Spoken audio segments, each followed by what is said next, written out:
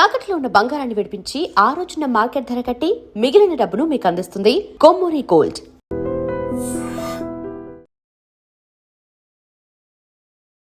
నమస్కారం, మీరు చూస్తుంది ఐ డ్రీమ్. నేను మీ కీర్తి. నాతో పాటు ప్రముఖ ఆస్ట్రాలజర్ బ్రహ్మశ్రీ నందిబట్ల శ్రీహరి శర్మ గురుగారు ఉన్నారు. నమస్తే గురుగారు. వాగర్థావివ సంపృక్తౌ వాగర్థ ప్రతిపత్తయే జగతః పితరౌ వందే పార్వతీ పరమేశ్వరౌ ఆదిత్యాయ చ సోమాయ మంగళాయ బుధాయ చ గురుశుక్రశనిభ్యశ్చరాహవే కేతవే నమః. శృంగేరి జగద్గురు పీఠాధిపతులకి, కంచి పీఠాధిపతులకి నమస్కారములు తెలియజేసుకుంటూ కార్యక్రమాన్ని ప్రారంభిద్దాం. గురుగారు, జనరల్గా మీరు ఏ రెమెడీ అయినా లేకపోతే ఏ ప్రాబ్లం అయినా మీ దగ్గర డిస్కస్ చేస్తున్నప్పుడు పంచశాపాల గురించి కానివ్వండి, లేదంటే పితృదోషాల గురించి కానీ మీరు చెప్తూ ఉంటారు. ఇప్పుడు వైష్ణవి చనిపోయింది కదా, చంపేశారు తనను అతి కిరాతకంగా. మొగుడే అతన్ని ప్రెగ్నెంట్ ఉన్న అమ్మాయిని చంపేశాడు. చాలా అసలు మొత్తం దేశం అంతా కదిలిందనే చెప్పాలి. 2 తెలుగు రాష్ట్రాల్లో అయితే నిద్రపోలేదు ఒక 2 రోజులు. ఊహించని సంఘటన అనే చెప్పాలి. అయితే ఈ మధ్య మళ్ళీ ఏదో ఒక ఇష్యూ తన చుట్టూ తిరుగుతూనే ఉంది గురుగారు. శ్వేతనాగు రూపంలో కనిపించింది అని చెప్తా ఉన్నారు. అది మీ దాకా వచ్చింది కదా వార్త. దాన్ని మీరు ఏ రకంగా చూస్తారు? అంటే ఇక్కడ మనం ప్రధానంగా గమనించాల్సినటువంటిది బాధాకరమైనటువంటి విషయం ఒకటి మాత్రం సుస్పష్టం. పాపం చిన్న పిల్లమ్మ, టీనేజ్లో ఉండేటువంటి అమ్మాయి, 19 ఏళ్ళు కూడా నిండాయో లేదో తెలియదు. గర్భవతి అయ్యుండి అకాల మరణం అనేటువంటిది చెందింది. అలా అనడం కంటే కూడా దుర్మార్గుడు రాక్షస ప్రవృత్తితో ఆ అమ్మాయిని కడుపులో ఉన్నటువంటి పిండాన్ని కూడా చంపలేదు కదా గురుగారు, ఇద్దరు ప్రాణాలు పోయాయి.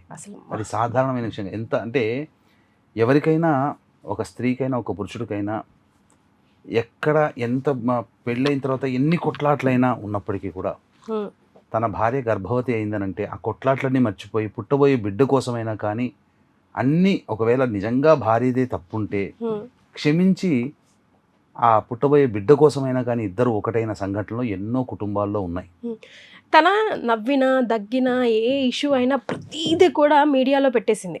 తన ఛానల్లో తను పెట్టేసుకుంది.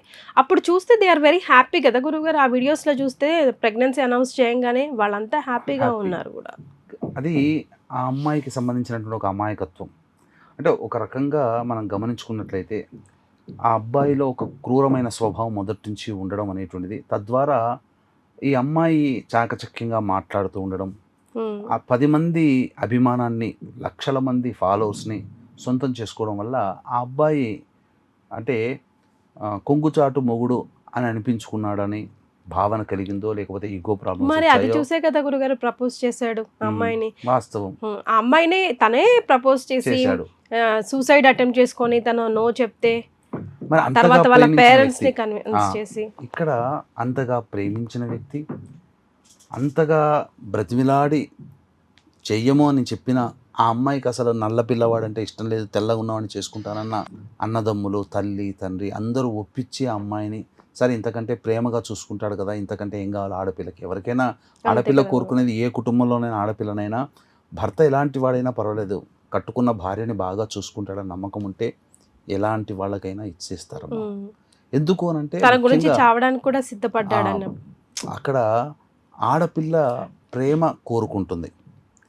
అయితే ఇవన్నీ కూడా ఒకవైపు ఇప్పుడు మనం అందరం కూడా వీక్షించేటువంటి ఐ డ్రీమ్ ప్రేక్షకుల్లో కూడా ఇప్పుడు మనం గమనించుకుంటే, మనం మాట్లాడుకునే డిస్కషన్ కూడా ఆ అమ్మాయి ఛానల్స్ మొదలుపెట్టినప్పటి నుంచి, ఆ అమ్మాయి గొప్పగా పేరు ప్రఖ్యాతులు పొందినప్పటి నుంచి, ఆ అబ్బాయి ప్రపోజ్ చేయడం, వీటన్నిటి గురించి డిస్కస్ చేసుకుంటూ ఆ ఇన్సిడెంట్స్, ఆ యొక్క మనిషికి వ్యక్తిగతంగా ఆ కర్కశత్వం వచ్చేటటి స్థితి, ఇవన్నీ కూడా మనం డిస్కస్ చేస్తున్నాం. మనం ఈ సందర్భంగా మనం గమనించుకుంటే వాళ్ళ గురించి డిస్కస్ చేస్తూ ఉన్నామమ్మా.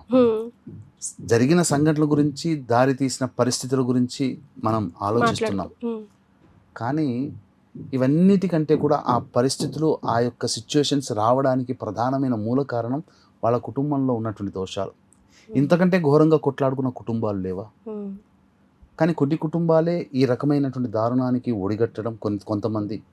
ఇలా ఎందుకు జరుగుతుంది అనేటువంటి విషయాన్ని కనుక చూసుకుంటే, ఏ కుటుంబంలోనైతే పంచశాప ప్రభావాలు గనక ఉంటాయో ఖచ్చితంగా ఆ పంచశాప ప్రభావాల వల్ల ఆ కుటుంబంలో అది ఇబ్బందులు మళ్ళీ కలుగుతాయి. ఒక దుర్మరణం జరిగింది అని అంటే అది మారుబలిని కోరుకుంటుంది.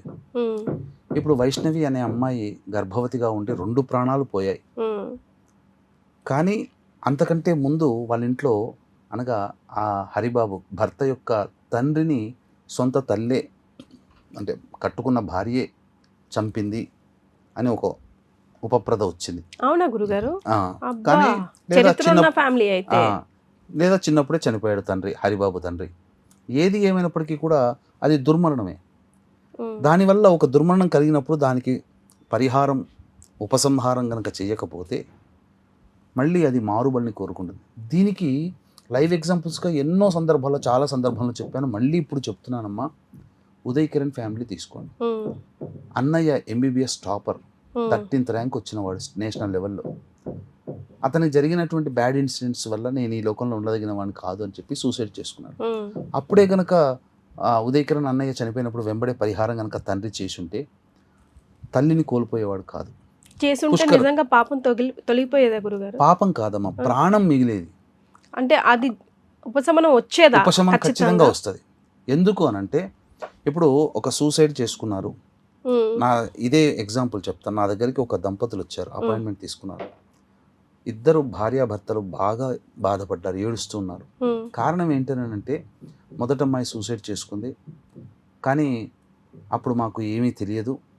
తర్వాత కొంతకాలానికి మా రెండో అమ్మాయి కూడా మాట్లాడుతూ ఉండగానే తను కూడా సూసైడ్ చేసుకుంది. అయ్యో, తర్వాత ఏంటి కారణం అని చెప్పి మీ వీడియోలు చూసిన తర్వాత ఒక దుర్మరణం అయితే మళ్ళీ ఇంకో దుర్మరణం అని జరిగింది. అది మాకు బాధ కలిగి మేము ఏంటి నివారణ ఎలా చేసుకోవాలని చెప్పి చేసుకున్నామని వచ్చారు అని చెప్పి చెప్పాడమ్మా. ఉమ్, అంటే ఇక్కడ దీని అర్థం ఏంటి? మొదటి కూతురు చనిపోయినప్పుడు పరిహారం చేసుకుంటే రెండవ కూతురు కూడా అలా జరగకుండా ఏం జరిగేది? అలాంటి ఆలోచన వచ్చినా ఆఖరి నిమిషంలో ఏదో ఒక శక్తి వెనక్కి లాగేసేది. ఉమ్, చాలామంది అలా సూసైడ్ చేసుకుందామని వెళ్ళి వెనక్కి వచ్చిన వాళ్ళు ఎంతమంది లేరు? ఉమ్, అంటే వాళ్ళ కుటుంబంలో ఏదో ఒక శక్తి వాళ్ళని అడ్డుకుంది. ఉమ్, ఇది చేయలేకపోవడం వల్లనే ఉదయ్ కిరణ్ తల్లి కూడా పుష్కరాల్లో చనిపోయింది. అప్పుడు కూడా చేసుకోలేకపోవడం వల్ల ఉదయ్ కిరణ్ సూసైడ్ చేసుకున్నాడు. ఉమ్, మనకందరికీ తెలుసు విజయ్ యాంటోనీ, బిచ్చగాడు సినిమా హీరో. అతను 9వ తరగతి చదువుతున్నప్పుడు వాళ్ళ ఫాదర్ సూసైడ్ చేసుకున్నారు. ఉమ్, అవును, వాళ్ళ ఇంట్లో కూడా సీరియల్ డెత్స్ కదా ఆ. గురుగారు? ఉమ్, తర్వాత అతని ఫ్యామిలీలో అతనికి ఒకతే కూతురు. ఉమ్, అది ఆ పంచశాప ప్రభావం అతని కుటుంబంలో పడింది. ఉమ్, ఆ కూతురు కూడా ఇంటర్మీడియట్ చదువుతూ సూసైడ్ చేసుకుంది. ఉమ్, ఫ్యామిలీలో మళ్ళీ ఫర్దర్ జనరేషన్ లేదు. లేదు. స్వర్గీయ నందమూరి తారక రామారావు గారి ఫ్యామిలీలో చూసుకున్న అన్ని దుర్మరణాలే. హరికృష్ణ, ఉమ్, తర్వాత అతని కొడుకు, ఉమామహేశ్వరి కూతురు, ఉమ్, పెద్ద కొడుకు రామకృష్ణ, మన తారకరత్న గారు. తారకరత్న, అందరూ దగ్గర. జూనియర్ ఎన్టీఆర్ అయితే మరణాంచు దాకా వెళ్ళొచ్చాడు. ఉమ్, వీటన్నిటికీ కారణం ఏంటంటే ఇలాంటి దుర్మరణాలు. ఖచ్చితంగా ఇప్పుడు ఏం చెప్తున్నారు?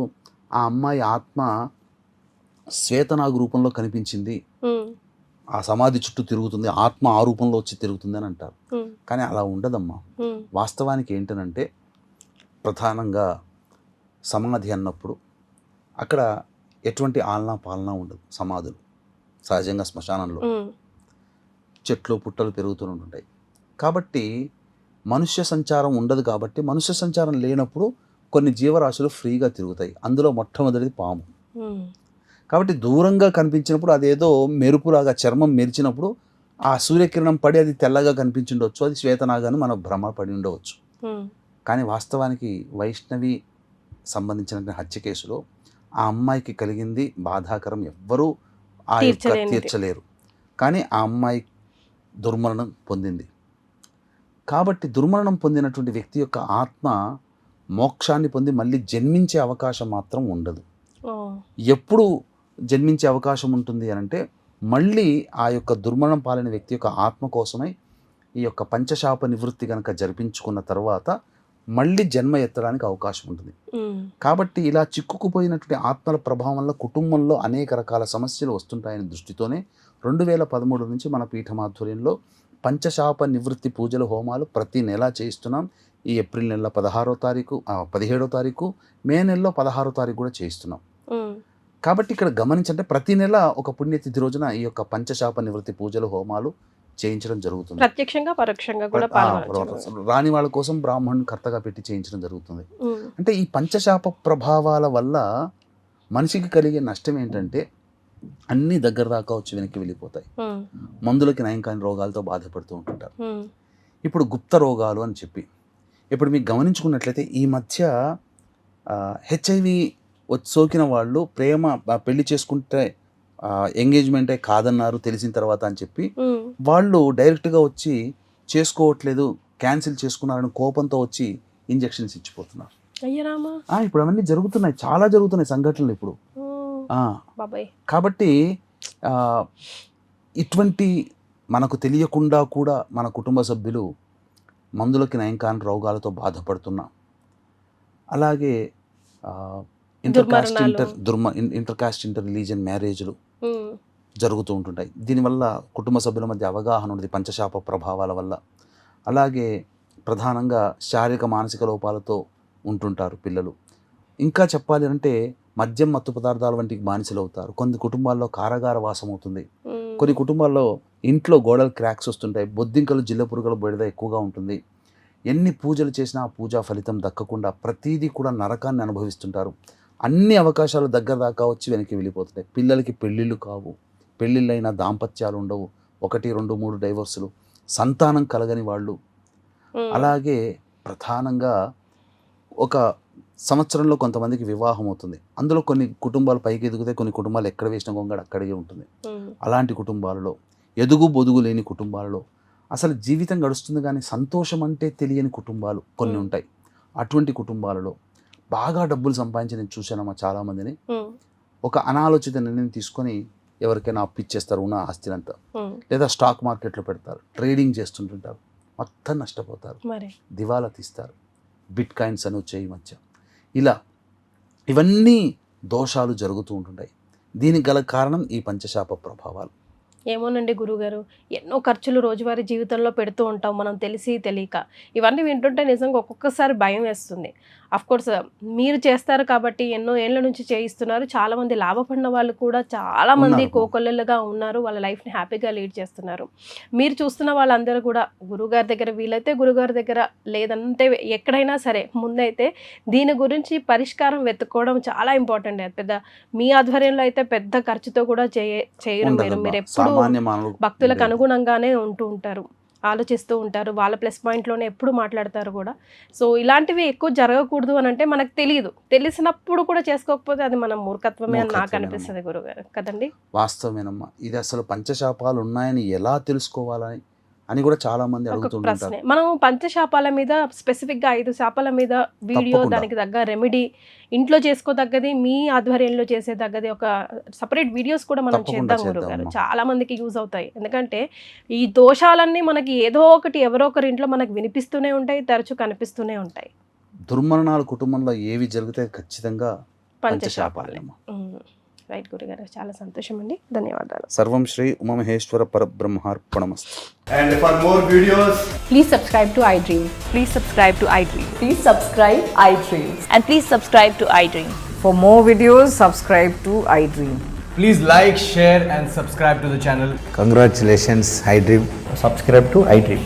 Subscribe to iDream. So subscribe to iDream Media.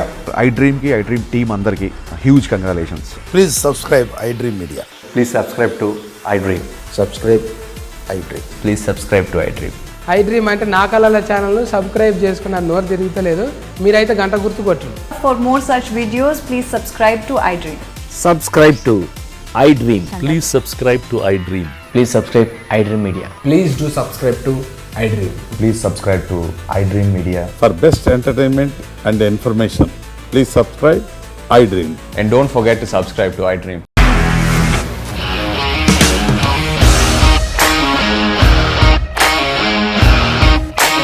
ఇండస్ట్రీలో కమిట్మెంట్ ఇష్యూస్ వస్తే నీకు కూడా వచ్చినట్టు మార్నింగ్ తీసుకెళ్ళాలంటే కొట్టి పడేస్తాడు.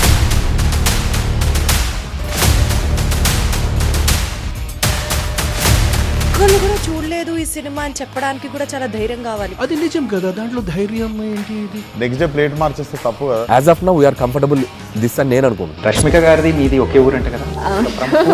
నీకు కోపం వచ్చిందంటే బాగా తిట్టేత్తరా? తిట్టేద్దామండి. నిజంగా గేమ్ ని ఎలా చేంజ్ చేయగలిగారు? ఏపీఎస్ఎఫ్సి వాళ్ళకి 6 నెలల్లో నేను 6 లక్షలు కట్టా. బిజినెస్ చేయాలనుకుంటే it is as difficult as riding a tiger.